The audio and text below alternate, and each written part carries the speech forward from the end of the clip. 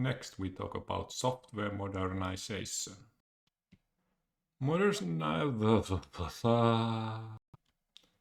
Modernization planning is not too different from traditional software planning.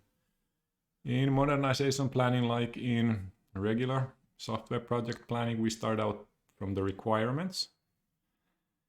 We move to the technology, and finally we develop the project and operational plan. The first step in the requirements is to perform a portfolio analysis, which evaluates the technical quality and the business value of the legacy system. So here we can see two dimensions. On the x-axis we have the business value, and on the y-axis we have the technical quality. If we look in the quadrant number 1, a system with low quality and low value. These systems should not be modernized or migrated.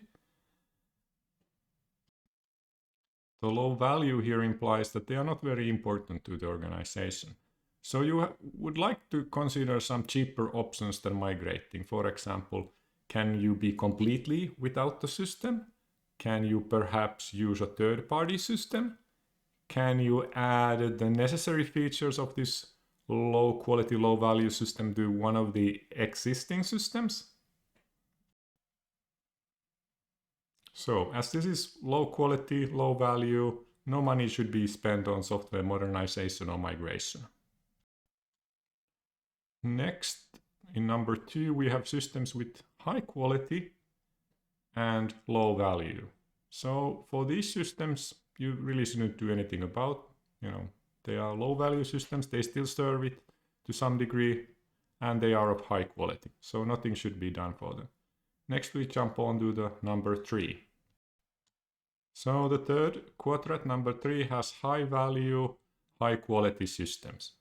In here it is important that for these systems that we try to keep their quality as high as possible, because they are high value and we don't want to end up migrating them. So it is essential to spend maintenance effort on these so that they continue to serve in the organization for the future. And finally, we arrive to the last quadrant, the systems that are low quality and high value. And these are the only types of systems that should be modernized or should be migrated. They are low quality, they cause continuous trouble due to their low quality, but at the same time, they are high value. Now, if we think of the salary payment system case for the Helsinki, for example, we can say that the system is high value. I mean, the city must be able to pay for its employees. It's a critical core functionality of the payroll system to be able to pay. But now the next question is, should it be migrated? Well, the question lies solely on whether it was high quality or low quality.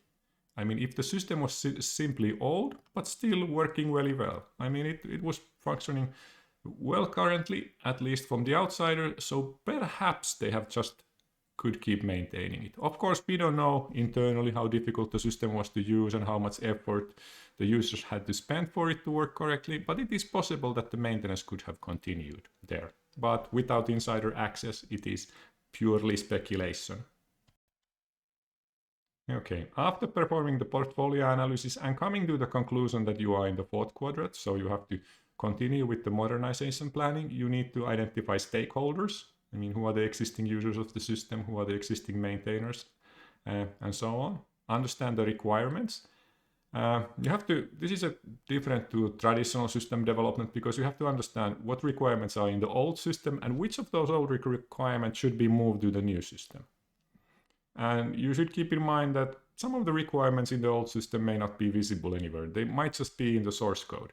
So actually to discover the must-have requirements for the new system would require an in-depth investigation of the old legacy system.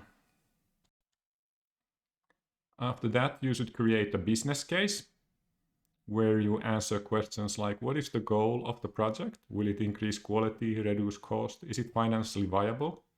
In the business case, you need to define what is the problem with the current system, what is the solution and how it would be better. You need to identify what benefits you get, but you should also underline the risks. I mean, many of these migration projects fail. They spend a lot of money and nothing comes out of it. So this money could very well be spent also on the maintaining the existing system. And finally, you use this information to make the go, no-go decision.